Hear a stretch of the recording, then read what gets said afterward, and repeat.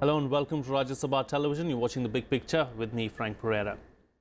But in a surprise reshuffle at the top of Saudi Arabia's royal hierarchy, the country's king has removed his nephew as crown prince in favor of his son, Mohammed bin Salman. Prince Salman will now be first in line to succeed his father, King Salman, as ruler of the Gulf nation. The 31-year-old has been appointed Deputy Prime Minister and will continue in his role as Defence Minister, according to a royal decree cited by state media. Despite his youth, Mohammed bin Salman has long had a visible role in the government and has spearheaded the kingdom's attempts to wean itself off oil as part of an economic strategy announced last year. The Saudi political reshuffle comes amid the biggest crisis to hit the Middle East in decades. On this edition of The Big Picture, we will analyze the implications of the latest developments in Saudi Arabia.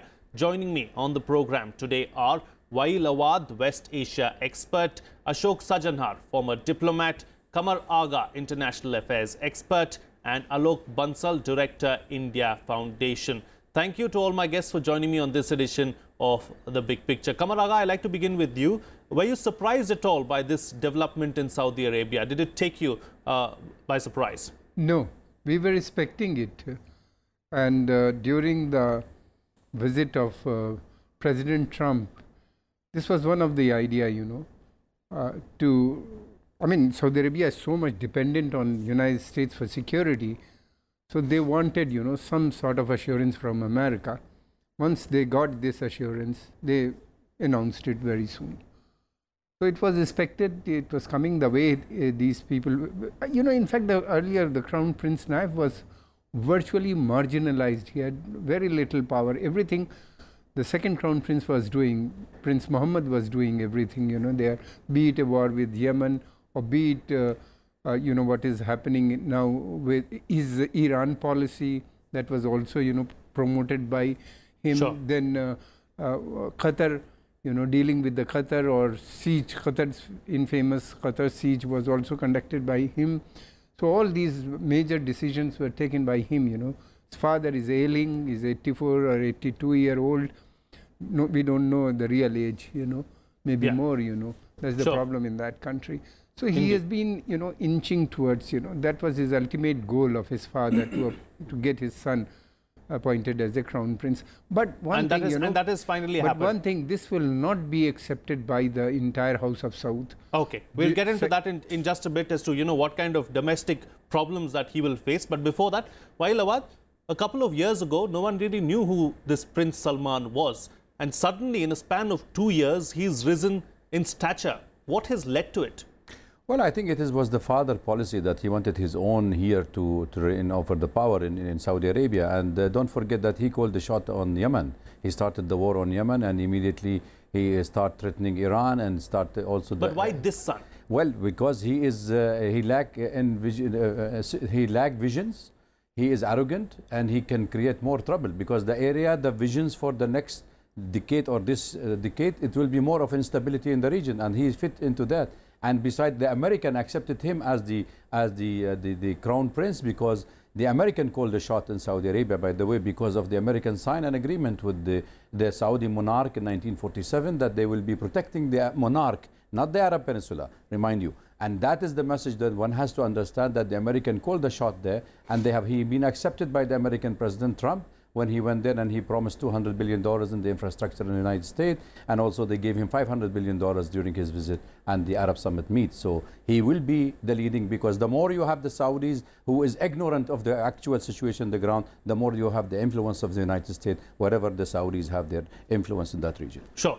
Ambassador, as far as Prince Salman is concerned, Russia and the United States are trying to be extremely assertive in this part of Asia. And he's done his customary rounds. He's met Donald Trump. He's met Putin. It seems like, he was getting ready for this. I think so, yes. You said very rightly, for the last 2 years, before that, no one knew about him. But over the last 2 years, he has really become the face of Saudi Arabia. He is flamboyant. He's media savvy. He travels around. He gives interviews. He's gone and dined with Donald Trump in March. He's gone and met Putin. He's traveled to China. He's traveled all over. So for whether it is for internal affairs or it is as far as the foreign policy is concerned, for the last 2 years, he has been the face. But, you know, I think it will not be right to say it was a surprise, because things had been moving in this direction. But the manner in which it has been done and the suddenness with which it has come, I think it has taken the world by surprise. Because no one really expected, you know, when he became the Deputy Crown Prince just about 2 years ago, he was 28 years, he launched this attack on Yemen, the Houthi rebels. But meaning for the last 2 years, he might have been at the forefront of anything and everything that is happening as far as Saudi Arabia is concerned, whether it is Yemen, whether it is the recent sanctions against Qatar, whether it is the hardening of stance against Iran. But in terms of achievement, there is very little, if anything at all. Meaning, of course, he is young, so some of the young people, age is on his side.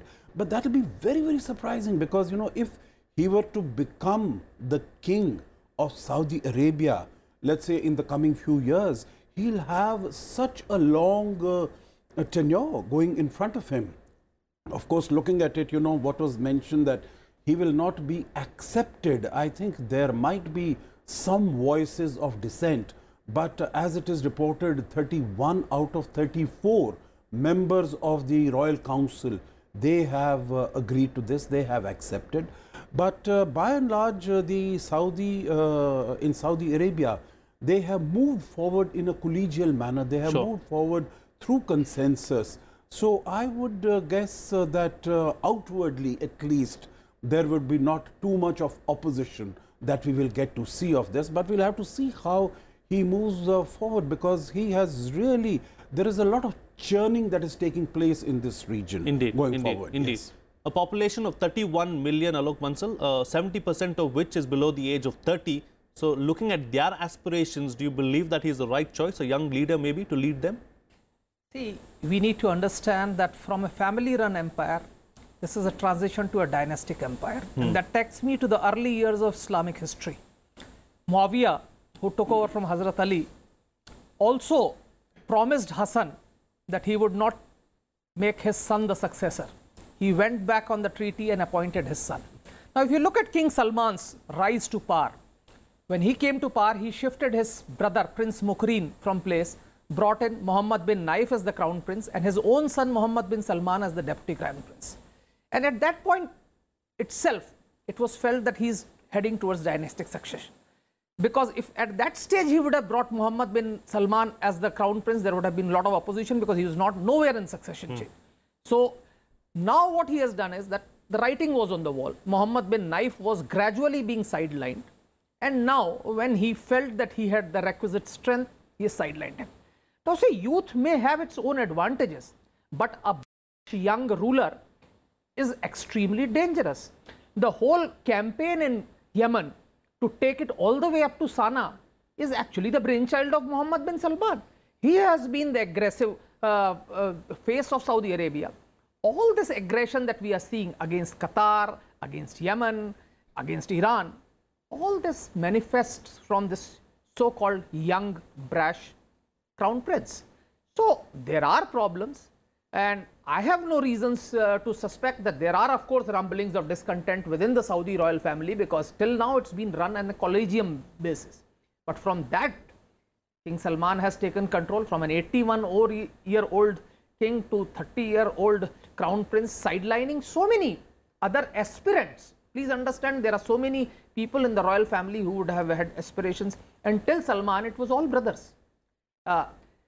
What he has tried to do is that initially he consolidated power within Sudairi 7, that is his 7 real brothers, which were the real force, and Muhammad bin Naif was his real nephew, that is his, and then from there he is consolidated. But as a sop, he is appointed one from the same family as deputy crown prince.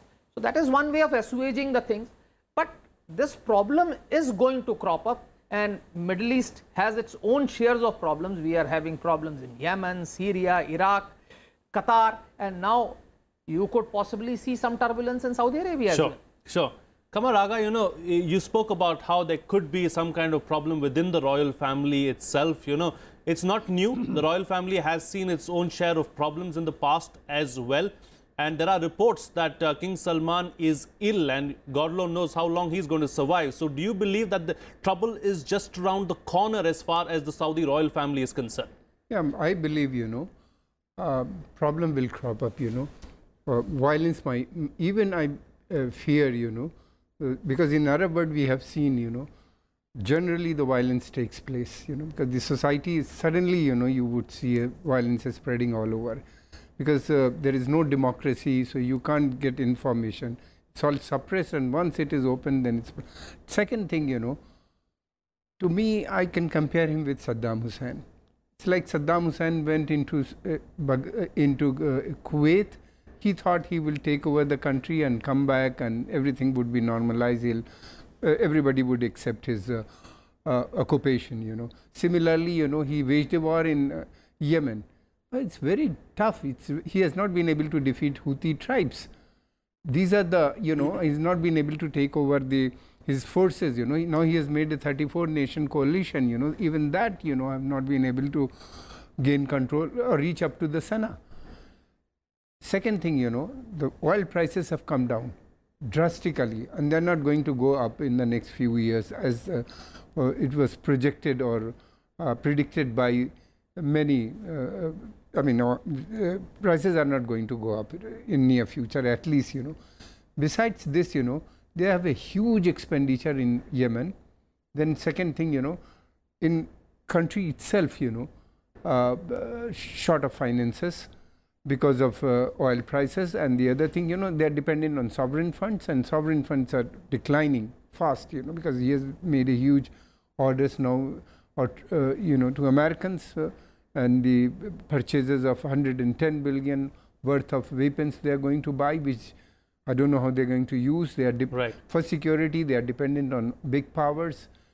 And third thing, you know, there is a unemployment within, you know, large number of people are unemployed in their young population. Trouble is already there in eastern province, you know, or where the Shia, I would like to mention, you know. Sure. It's a tribal setup, you know. The other cousins, his cousins or his people, you know, they also have loyalty of different tribes, you know. Right. They will not accept him, you know. Immediately everybody has accepted. Even, you know, Naif has accepted and congratulated him. Without any option at the moment, but remains to be seen how things turn out in the near future. That's true. While Awwad, you know, domestically, do you believe that the economy is his biggest challenge? If he gets that house in order, then things will be a lot more better for him. See, Saudi Arabia does not run short of funds, actually speaking, but because of the war on Yemen, it cost them a lot.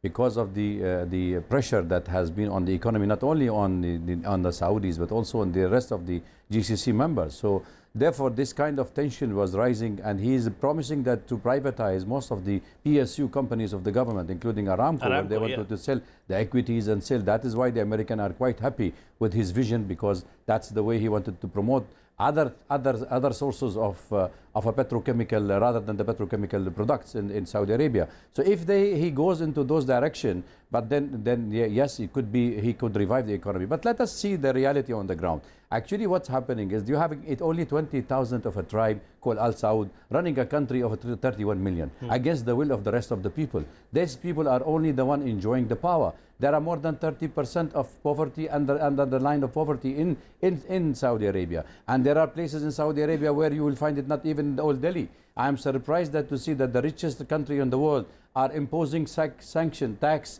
on the people, on the workers, while they are ready to give $1 trillion to Donald Trump to buy arms and go ahead with empty their coffers while they are applying pressure on their own people.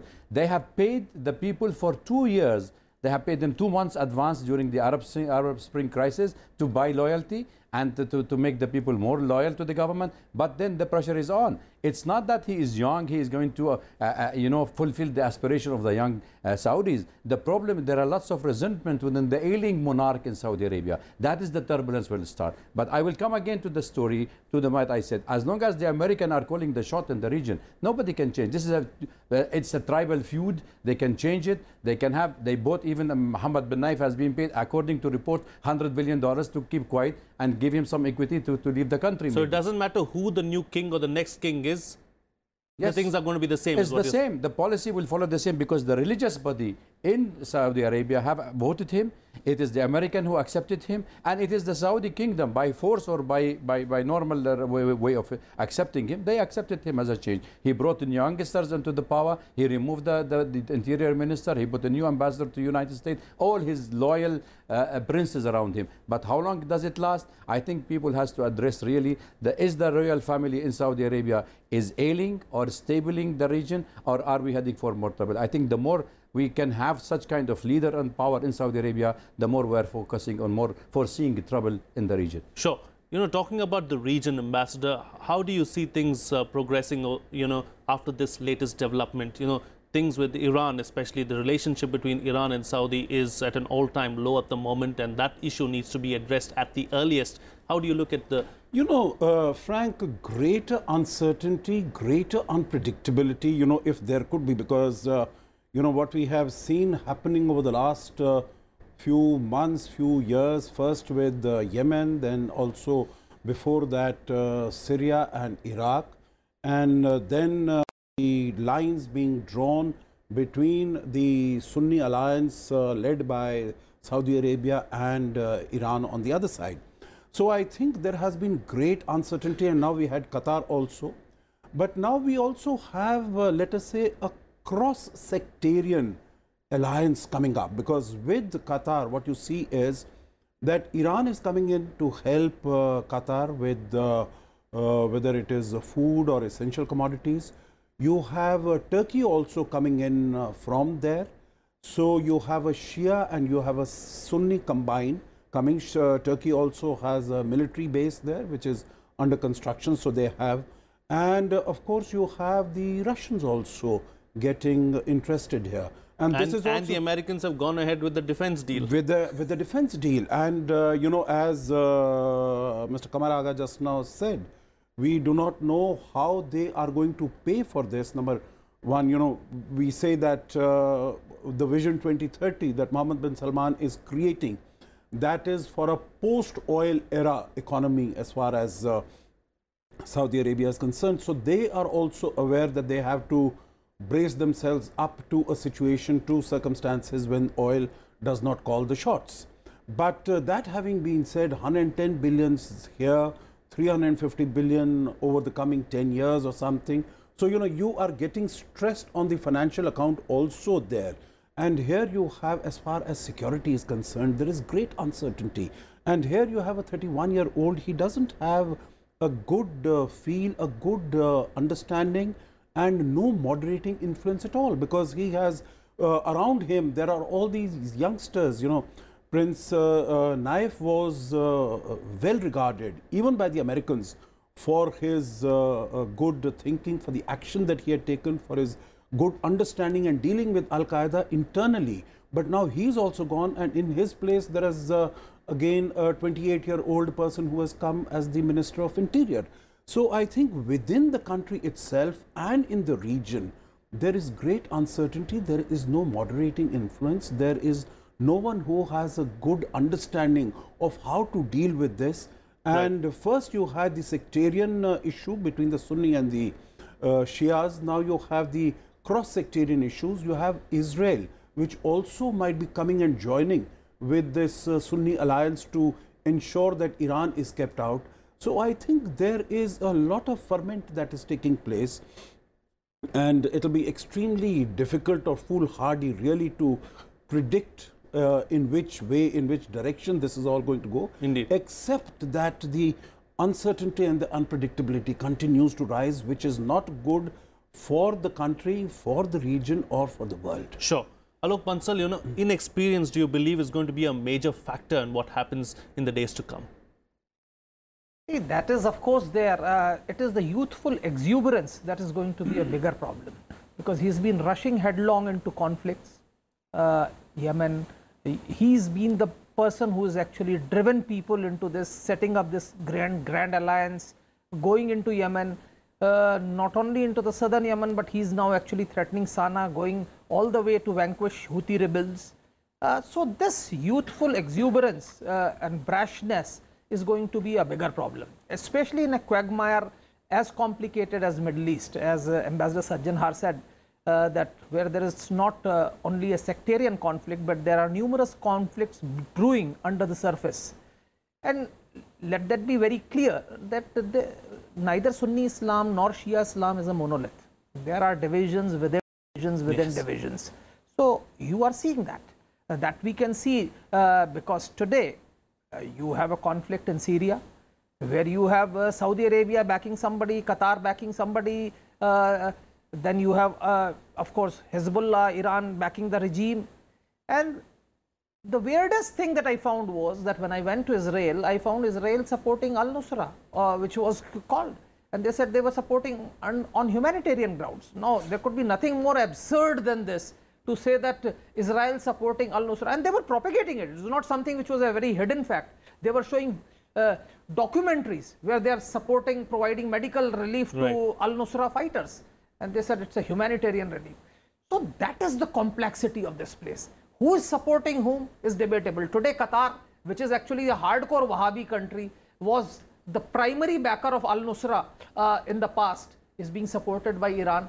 Probably necessity makes strange bedfellows, and that is what we are seeing. Indeed. Of course, in this whole complex scenario, one country which has maintained a good distance is Oman.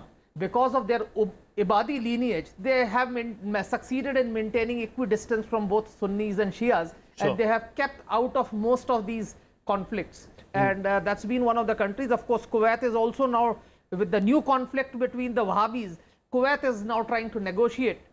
But this sort of a conflict creates a huge problem for expatriate population. Please understand, all these countries of the Gulf, the majority population is expatriate. In Qatar, there are more expatriates, many times more expatriates than the citizens. And this is the state in most of these Gulf countries. So what happens to these expatriates? Because most of the flights which were going to Qatar till now were of Emirates, Etihad. Now they've all stopped flights at one go without any notice, causing huge inconvenience to passengers, our residents, and large number of Indians. Indeed. Running out of time now, so I'm going to cut you short. I'm sorry. Yes, Mr. Agha, you wanted to make a point. I just wanted to tell one thing, you know. Saudi Arabia is one of the most important countries in that region. Peace and stability is very important for us and for the region itself. Most of us, you know, 80% of our oil supplies come from this region, and almost 31 lakh Indians are working there. We are receiving huge remittances from there. So for us and for the whole region, you know, peace and stability is very important. I hope, you know, things settle down peacefully, but, you know, as long as his father is alive, you know, he could manage. He has a, you know, loyalties, or he has a contacts with other tribes, you know. But for him, I believe it would be tough and difficult, because he has opened too many fronts. He's fighting with Iran, Yemen, Qatar, and then, you know. Those points have already been made. I'm sorry to cut this short. Time is running out. Yes, Ambassador, what does it mean for India? I think difficult times, because, you know, on the 5th of this month, when the Qatar issue broke out, then Sushma Swaraj had said, you know, that it's an intra-GCC affair. It is no longer an intra-GCC affair. I think it is because within GCC, you see Oman and Kuwait have not joined. You have Bahrain, UAE, and Saudi Arabia. So Saudi Arabia's leadership is being challenged. So, and Indians, you know, as Dr. Qamar Agha also said, are 7 to 8 million, $40 billion coming, 80. So in terms of energy, in terms of security, in terms of remittances, there is a very close linkage. And terrorism. So I think this is one issue that we need to be worried, and, you know, we cannot really stay aloof. We cannot stay aloof. Yes, Awwad, quick closing comment. I would say that India has to take an active role, a proactive role here. In fact, India have the largest stake in this part of the world, as been addressed by others.